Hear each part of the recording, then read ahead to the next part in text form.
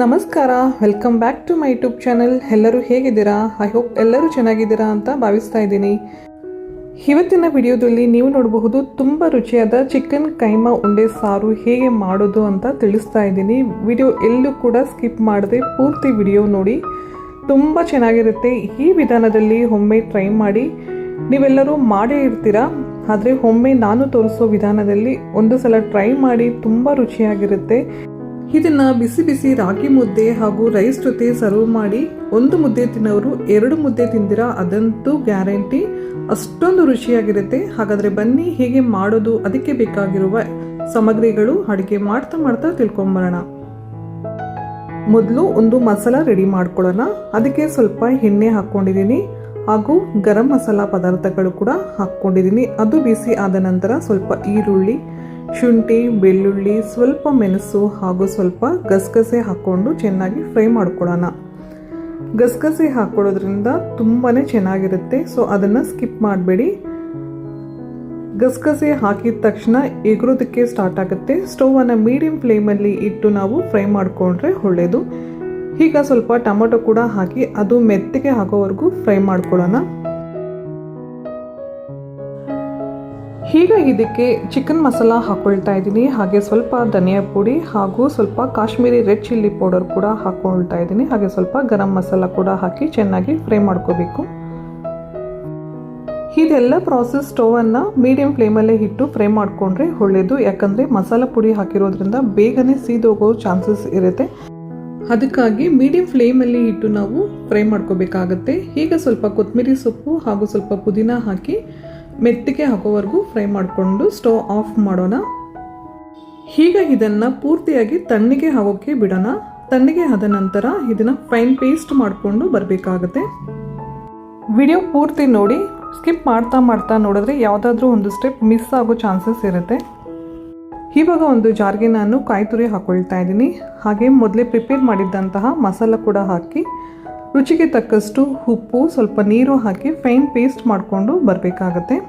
ಉಪ್ಪು ಈಗಲೇ ಸೇರಿಸ್ತಾ ಇದ್ದೀನಿ, ಏನಾದರೂ ಕಡಿಮೆ ಆಗಿದ್ದರೆ ಆಮೇಲೆ ಹಾಕೋಬಹುದು. ಈಗ ಸ್ವಲ್ಪ ನೀರು ಹಾಕಿ ಒಂದು ಫೈನ್ ಪೇಸ್ಟ್ ಮಾಡಿಕೊಂಡು ಬರೋಣ ಬನ್ನಿ.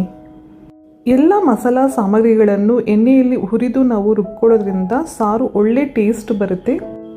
ಎಷ್ಟೊಂದು ಕಲರ್ಫುಲ್ ಆಗಿ ಬಂದಿದೆ ನೋಡಿ ರುಬ್ಬಿದಂತಹ ಮಸಾಲ. ಈಗ ಒಗ್ಗರಣೆ ಹಾಕೊಳ್ಳೋಣ. ಸಾಂಬಾರು ಮಾಡೋದಕ್ಕೆ ಒಂದು ಅಗಲವಾದ ಪಾತ್ರೆ ತಗೊಂಡ್ರೆ ಒಳ್ಳೆಯದು. ಯಾಕಂದರೆ ಕೈಮಾ ಉಂಡೆಗಳು ಹಾಕಿದ ತಕ್ಷಣ ಅವು ಉಪ್ಕೊಳ್ಳುತ್ತೆ. ಸೊ ಚಿಕ್ಕ ಪಾತ್ರೆಯಲ್ಲಿ ಅಷ್ಟು ಚೆನ್ನಾಗಿ ಬರೋದಿಲ್ಲ. ಸ್ವಲ್ಪ ಅಗಲವಾದ ಪಾತ್ರೆ ತಗೊಳ್ಳೋಣ. ಈಗ ಇದಕ್ಕೆ ಸುಮಾರು 3 ಟೇಬಲ್ ಸ್ಪೂನ್ ಆಗೋವಷ್ಟು ಎಣ್ಣೆ ಹಾಕ್ಕೊಂಡಿದ್ದೀನಿ. ಎಣ್ಣೆ ಬಿಸಿ ಆದ ನಂತರ ಈರುಳ್ಳಿ ಹಾಗೂ ಕರಿಬೇವಿನ ಸೊಪ್ಪು ಹಾಕಿ ಚೆನ್ನಾಗಿ ಫ್ರೈ ಮಾಡ್ಕೋಬೇಕು. ಫ್ರೈ ಆದ ನಂತರ ರುಬ್ಬಿದಂತಹ ಮಸಾಲ ಸ್ವಲ್ಪ ಹಾಕ್ಕೊಂಡು ಚೆನ್ನಾಗಿ ಫ್ರೈ ಮಾಡ್ಕೊಳ್ಳೋಣ. ಈಗ ಉಳಿದ ಮಸಾಲ ಕೂಡ ಹಾಕಿ ಫ್ರೈ ಮಾಡ್ಕೊಳ್ಳೋಣ. ತುಂಬ ಹೊತ್ತು ಫ್ರೈ ಮಾಡ್ಕೊಳ್ಳೋ ಅವಶ್ಯಕತೆ ಇಲ್ಲ, ಯಾಕಂದರೆ ನಾವು ಮೊದಲೇ ಎಲ್ಲ ಪದಾರ್ಥಗಳನ್ನು ಚೆನ್ನಾಗಿ ಎಣ್ಣೆಯಲ್ಲಿ ಫ್ರೈ ಮಾಡ್ಕೊಂಡಿದ್ವಿ. ಸೊ ಅದಕ್ಕಾಗಿ ಒಂದು 5 ನಿಮಿಷ ಈ ರೀತಿ ನಾವು ಫ್ರೈ ಮಾಡಿಕೊಂಡ್ರೆ ಸಾಕು. ಮಸಾಲ ಹಾಕಿದ ತಕ್ಷಣ ಎಣ್ಣೆ ಅಂಶ ಎಲ್ಲ ಮೇಲೆ ಬರೋದಕ್ಕೆ ಸ್ಟಾರ್ಟ್ ಆಯಿತು. ಈಗ ಇದಕ್ಕೆ ನೀರು ಹಾಕ್ಕೊಳ್ಳೋಣ. ನೀರು ಎಷ್ಟು ಬೇಕೋ ಅಷ್ಟು ಹಾಕ್ಕೊಳ್ಳಿ. ನಾನು ಸ್ವಲ್ಪ ತೆಳುವಾಗೆ ಮಾಡ್ಕೊಳ್ತಾ ಇದ್ದೀನಿ, ಯಾಕಂದರೆ ಮುದ್ದೆಗೆ ಮಾಡ್ತಾ ಇರೋದ್ರಿಂದ ಸ್ವಲ್ಪ ತೆಳುವಾಗೆ ಮಾಡ್ಕೊಳ್ತೀನಿ. ಕುದೀತಾ ಕುದೀತಾ ಇದು ಗಟ್ಟಿ ಆಗುತ್ತೆ, ಅದಕ್ಕಾಗಿ ಸ್ವಲ್ಪ ನೀರು ಹೆಚ್ಚಾಗಿ ಹಾಕ್ಕೊಳ್ಳೋಣ. ಈಗ ಉಪ್ಪು ಖಾರ ಅಡ್ಜಸ್ಟ್ ಮಾಡ್ಕೋಬೇಕು ಅಂದರೆ ಈಗಲೇ ಮಾಡ್ಕೊಳ್ಳಿ. ನನಗೆ ಪರ್ಫೆಕ್ಟಾಗಿ ಬಂದಿದೆ, ಸೊ ನಾನೇನು ಮಾಡ್ತಾ ಇಲ್ಲ. ನೀವೇನಾದರೂ ಅಡ್ಜಸ್ಟ್ ಮಾಡ್ಕೋಬೇಕು ಅಂದರೆ ಈಗಲೇ ಮಾಡ್ಕೊಳ್ಳಿ. ಇದು ಕುದಿಯೋ ಅಷ್ಟೊತ್ತಿಗೆ ನಾವು ಕೈಮಾ ಉಂಡೆಗಳು ಹೇಗೆ ಮಾಡೋದು ಅಂತ ತಿಳ್ಕೊಂಬರೋಣ. ಇದು 1 kg ಚಿಕನ್ ಆಗಿರುತ್ತೆ. ಚಿಕನ್ ಅಂಗಡಿಯಲ್ಲಿ ಚಿಕ್ಕದಾಗಿ ಕಟ್ ಮಾಡಿಸ್ಕೊಂಡು ಬಂದಿದೆ.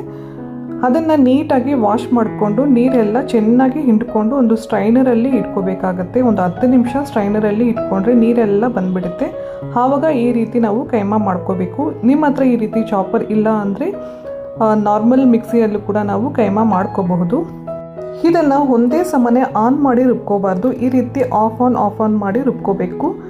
ಯಾಕಂದರೆ ಇದು ಬಾಯ್ಲರ್ ಚಿಕನ್ ಆಗಿರೋದ್ರಿಂದ ತುಂಬ ನುಣ್ಣಗೆ ರುಬ್ಕೊಂಡ್ರೆ ಅಷ್ಟು ಚೆನ್ನಾಗಿರಲ್ಲ. ಈ ರೀತಿ ಮೀಡಿಯಂ ಕನ್ಸಿಸ್ಟೆನ್ಸಿಯಲ್ಲಿ ಇದ್ದರೆ ತುಂಬ ಚೆನ್ನಾಗಿರುತ್ತೆ ತಿನ್ನಬೇಕಾದ್ರೆ. ಕೈಮಾ ಮಾಡೋದಕ್ಕೆ ಬೋನ್ಲೆಸ್ ಚಿಕನ್ ತೊಗೊಂಡ್ರೇ ಒಳ್ಳೆಯದು. ಈಗ ಇದಕ್ಕೆ ಚಿಕ್ಕದಾಗಿ ಒಂದು ಮಸಾಲ ರುಬ್ಕೋಬೇಕಾಗತ್ತೆ. ಮೊದಲು ಇದಕ್ಕೆ ಹುರಿಗಡಲೆಯನ್ನು ರೆಡಿ ಮಾಡ್ಕೊಳ್ಳೋಣ. ಇದನ್ನು ಪುಡಿ ಮಾಡಿ ಸೈಡಲ್ಲಿ ಎತ್ತಿಟ್ಕೋಬೇಕಾಗತ್ತೆ. ಈ ರೀತಿ ನುಣ್ಣಗೆ ಮಾಡ್ಕೋಬೇಕು. ಈಗ ಅದೇ ಜಾರಿಗೆ 2 ಹಸಿಮೆಣಸಿನಕಾಯಿ, ಸ್ವಲ್ಪ ಬೆಳ್ಳುಳ್ಳಿ, ಶುಂಠಿ ಹಾಗೂ ಸ್ವಲ್ಪ ಕೊತ್ತಂಬರಿ ಸೊಪ್ಪು ತರಿತರಿಯಾಗಿ ರುಬ್ಕೊಂಡು ಬರೋಣ. ನೀರು ಹಾಕ್ತೀರಾ, ಹೀಗೆ ನಾವು ತರಿತರಿಯಾಗಿ ರುಬ್ಕೊಂಡು ಬರಬೇಕಾಗತ್ತೆ. ಈಗ ಇದನ್ನು ಕೂಡ ಚಿಕನ್ ಜೊತೆಗೆ ಸೇರಿಸ್ಕೊಳ್ತಾ ಇದ್ದೀನಿ.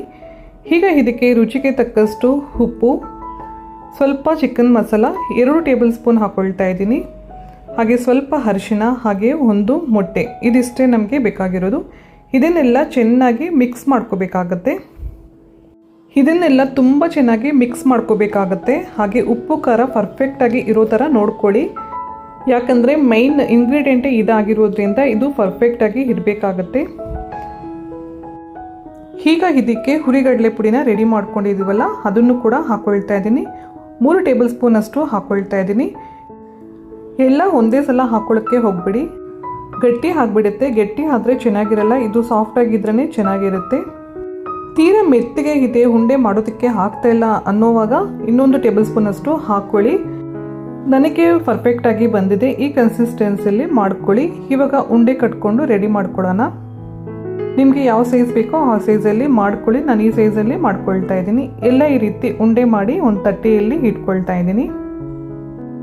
ಈ ರೀತಿ ಉಂಡೆ ಮಾಡಿಕೊಂಡು ಒಂದು ತಟ್ಟೆಯಲ್ಲಿ ಜೋಡಿಸ್ಕೊಳ್ಳೋಣ.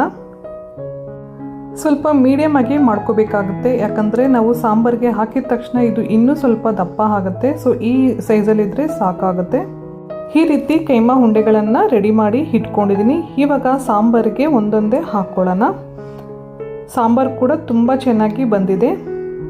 ಈ ರೀತಿ ಎಣ್ಣೆ ಅಂಶ ಎಲ್ಲ ಮೇಲೆ ಬರಬೇಕು, ಆವಾಗ ಪರ್ಫೆಕ್ಟಾಗಿ ಆಗಿದೆ ಅಂತ ಅರ್ಥ. ಇವಾಗ ಸ್ಟವನ್ನು ಮೀಡಿಯಂ ಫ್ಲೇಮಲ್ಲಿ ಇಟ್ಕೊಂಡು ಉಂಡೆಗಳನ್ನು ಹಾಕ್ಕೊಳ್ಳೋಣ. ಕೈಮಾ ಉಂಡೆಗಳನ್ನು ಎಲ್ಲ ಒಟ್ಟಿಗೆ ಹಾಕ್ಕೋಬೇಡಿ, ಒಂದೊಂದೇ ಈ ರೀತಿ ಹಾಕ್ಕೊಳ್ಳಿ. ಉಂಡೆಗಳು ಹಾಕಿದ ತಕ್ಷಣ ಮಿಕ್ಸ್ ಮಾಡೋದಕ್ಕೆ ಹೋಗಬಾರ್ದು. ಲಿಡ್ ಕ್ಲೋಸ್ ಮಾಡಿ 15 ನಿಮಿಷ ಬೇಯಿಸ್ಕೋಬೇಕಾಗತ್ತೆ. ಕೆಲವರು ಹೇಳ್ತಾ ಇರ್ತಾರೆ ಉಂಡೆಗಳು ಹಾಕಿದ ತಕ್ಷಣ ಬಿಡಿ ಬಿಡಿ ಆಗುತ್ತೆ ಅಂತ. ಆದರೆ ಭಯನೇ ಇಲ್ಲ. ನಾನು ತೋರಿಸೋ ವಿಧಾನದಲ್ಲಿ ಒಮ್ಮೆ ಟ್ರೈ ಮಾಡಿ, ಖಂಡಿತ ತುಂಬ ಚೆನ್ನಾಗಿ ಬರುತ್ತೆ. ಈಗ 15 ನಿಮಿಷ ಆಯಿತು. ಹೀಗೆ ಬಂದಿದೆ ನೋಡೋಣ ಬನ್ನಿ. ವಾವ್, ವೆರಿ ನೈಸ್, ತುಂಬಾ ಚೆನ್ನಾಗಿ ಬಂದಿದೆ. ಈ ರೀತಿ ಅದಷ್ಟಕ್ಕದೇ ಉಂಡೆಗಳೆಲ್ಲ ಮೇಲೆ ಬರಬೇಕು, ಆವಾಗ ಪರ್ಫೆಕ್ಟಾಗಿ ಬೆಂದಿದೆ ಅಂತ ಅರ್ಥ. ಈ ರೆಸಿಪಿ ಅಂತೂ ತುಂಬಾ ಚೆನ್ನಾಗಿ ಬಂತು. ಮಕ್ಕಳಿಗೂ ಕೂಡ ತುಂಬ ಇಷ್ಟ ಆಯಿತು. ನಾರ್ಮಲ್ ಚಿಕನ್ ಸಾರು ಮಾಡಿದಾಗ ಮಕ್ಕಳು ತಿನ್ನೋದು ಅಷ್ಟಕ್ಕಷ್ಟೇ. ಆದರೆ ಈ ರೀತಿ ಒಮ್ಮೆ ಮಾಡಿಕೊಡಿ, ತುಂಬ ಇಷ್ಟಪಟ್ಟು ತಿಂತಾರೆ ಮಕ್ಕಳು. ಮನೆಯಲ್ಲಿ ಏನಾದರೂ ಒಂದು ವಿಶೇಷ ಸಂದರ್ಭಗಳಲ್ಲಿ ಈ ರೆಸಿಪಿ ಮಾಡಿ ಎಲ್ಲರೂ ತುಂಬ ಇಷ್ಟಪಡ್ತಾರೆ. ನಿಮಗೆ ಕಾಂಪ್ಲಿಮೆಂಟ್ ಸುರಿಮಳೆ ಬರೋದಂತೂ ಖಂಡಿತ. ಈ ರೆಸಿಪಿ ನಿಮ್ಮೆಲ್ಲರಿಗೂ ಇಷ್ಟ ಆಗಿದೆ ಅಂತ ಭಾವಿಸ್ತಾ ಇದ್ದೀನಿ. ಮತ್ತೆ ಮುಂದಿನ ವಿಡಿಯೋದಲ್ಲಿ ಭೇಟಿಯಾಗೋಣ. ಅಲ್ಲಿವರೆಗೂ ನಮಸ್ಕಾರ. Thank you.